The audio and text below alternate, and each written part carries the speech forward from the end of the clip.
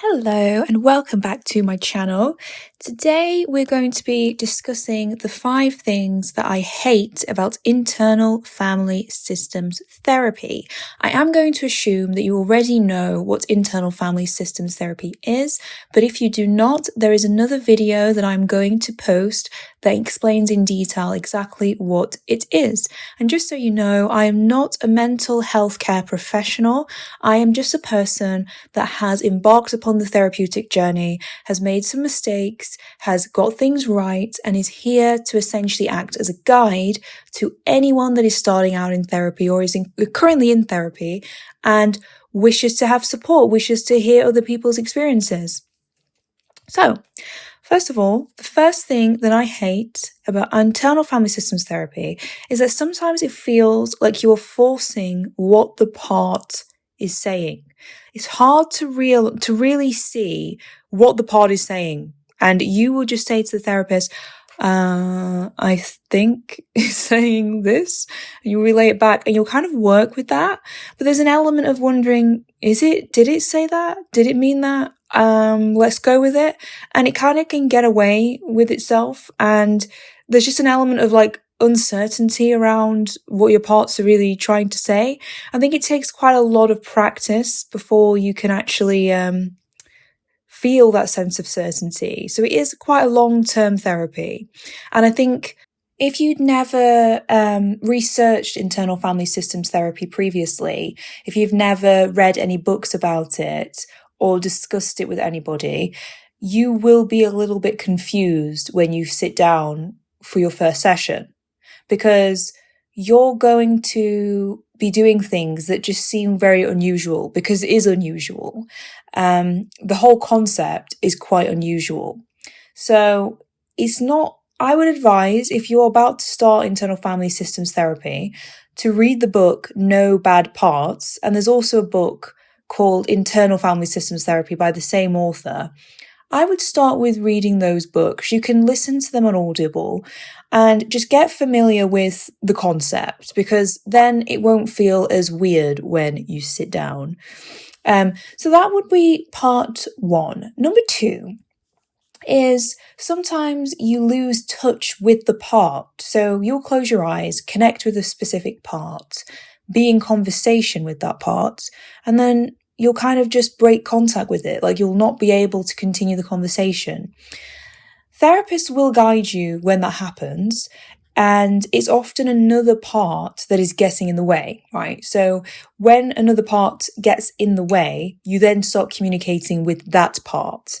And that actually often happens when the part you were initially talking to has a memory or feeling that is painful, that these parts have a reason as to why they don't want you to talk to it any longer. So the job then becomes to communicate with the part that is making you lose connection with the other part and understand why that is. Which is great, but sometimes it won't tell you. So you'll just kind of be stuck and have this wall or blurry parts blocking the work you were trying to do. It's still work because you can think, right, we were about to touch a subject that I'm protecting myself, the parts are protecting me from accessing, and that's very valuable. However, it can be very annoying, so to speak. So, number 3, the third thing I hate about internal family systems therapy. I mean, hate is a strong word. And to be honest, I wouldn't say I hate any part of internal family systems therapy. I misled you in the title. These are just little frustrations that I don't feel anyone on YouTube goes into. So I'm here to do that. So number 3, sometimes it's hard to trust exactly what is actually going on. Okay, you can get into these parts and start communicating with them, and sometimes you'll just be a bit confused. You'll think, was that a part that said that, or is that me that's saying that? Who am I? It can just get a little bit confusing. So I often remember going into these parts, and then when my therapist said, are you asking that from you, or is that another part, do you think? And I'd be like, I think it's me. And then I'd be like, who am I? And that, it can just create a bit of like uncertainty. You'll be going along with things, not knowing for sure that who's who in this game. So that is number 3.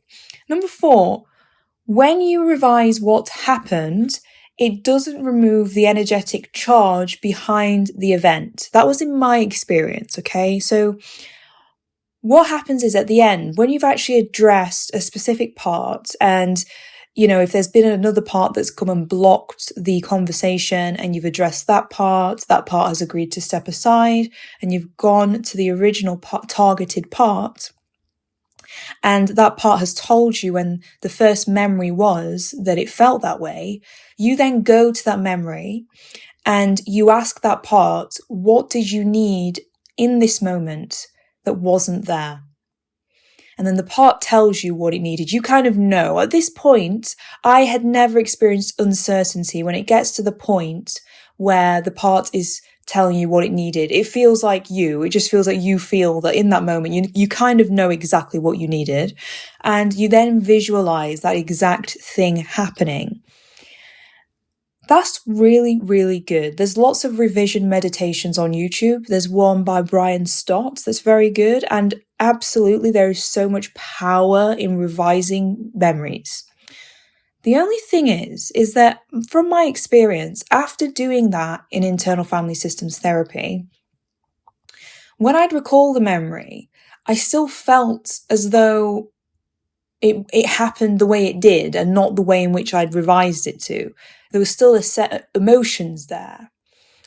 And I have come to learn that EMDR is actually what removes the energetic charge from these memories. Of course, this is very broadly speaking because it really depends on the memory, on the person, etc. There's so many variables that come into it.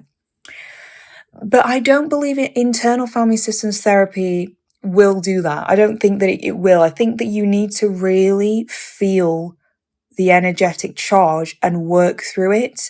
And EMDR is the best for that.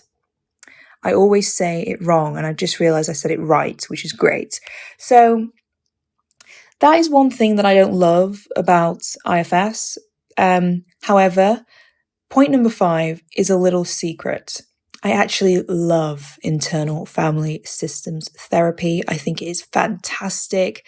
I am like the biggest advocate. So my title was very misleading, but I'm glad that I captured your attention. I'm very glad that you stayed to the end of the video to hear my confession that I am IFS's biggest fan. The reason why I'm IFS's biggest fan is because it is so intelligent. It's such an intelligently orchestrated therapeutic modality. It's so sophisticated, and it really does hit a lot of the nails on the head. I think for me, my experiences, I would say, come under the bracket of like complex post-traumatic stress disorder. So it's a little bit more tricky to treat, hence why I am a theraputic. I'm addicted to therapy. I'm not really. But the reason why I've done so many different modes of therapy and have a lot of thoughts on it is because I've had to take this approach to move forward. But if you're someone who had a singular event that is disturbing you to this day, then it could be that only one of these modalities is all you need. I have to stress that even if that was the case, I think when trauma is concerned, there needs to be an energetic component to it.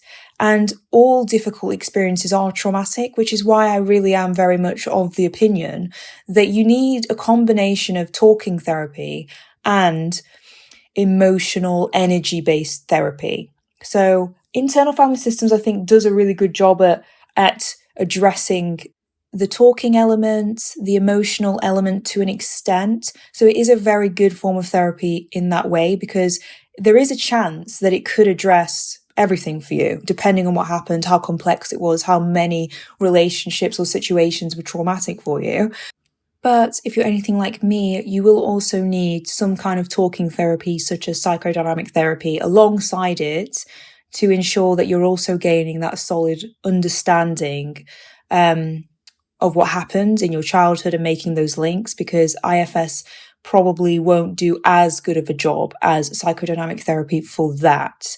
So it all really does depend. So anyway, guys, thank you so much for listening. I love having you here with me. Do comment down your thoughts below on internal family systems therapy, your experience, any questions. And if you see a comment that you'd like to help that person answer, then do go ahead and feel free to. I would love to create a little community here on this channel where we support each other, we challenge each other, we grow together. Only love. I don't want any mean comments towards one another or towards myself. I want us all to be best friends and heal and grow together. So thank you so much for watching, and I look forward to seeing you in the next video.